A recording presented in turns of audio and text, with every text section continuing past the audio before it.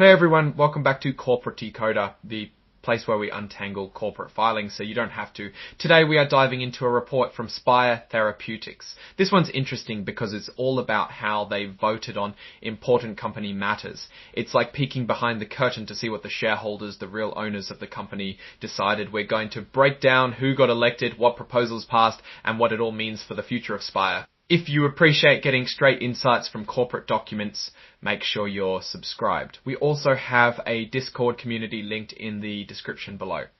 On May 29, 2025, Spyre Therapeutics held its annual meeting where shareholders voted on some key issues. It's important because these votes shape the direction of the company. First up, the election of directors. Think of directors as the supervisors or managers of the company. The stockholders voted to pick them. The shareholders elected Peter Harwin, Michael Henderson, and Sandra Milligan to serve as Class 3 directors. Each will serve until the 2028 annual meeting. Peter Harwin got about 38 million votes for him, with around 8 million votes withheld.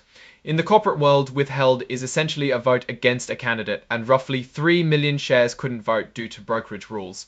Michael Henderson received about 45 million votes for him, and only about 700,000 withheld.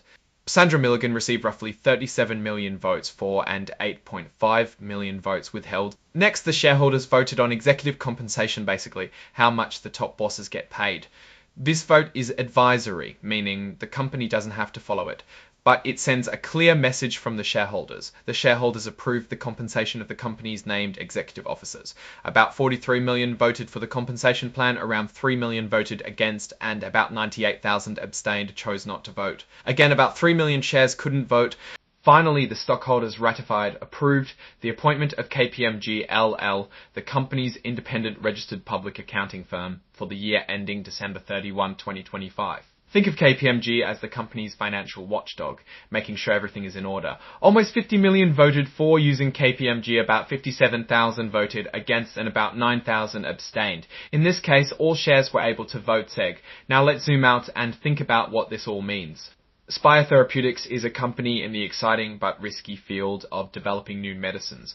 The votes we just discussed show that shareholders are generally supportive of the company's leadership and direction. The election of directors signals confidence in their ability to guide the company. The approval of executive compensation, even though advisory, suggests shareholders believe the executives are being paid fairly for their work. And finally, the ratification of KPMG shows that the company is serious about financial transparency and accountability. However, the withheld votes for the directors and the votes against executive compensation are worth noting. They might indicate some level of dissatisfaction among a portion of shareholders.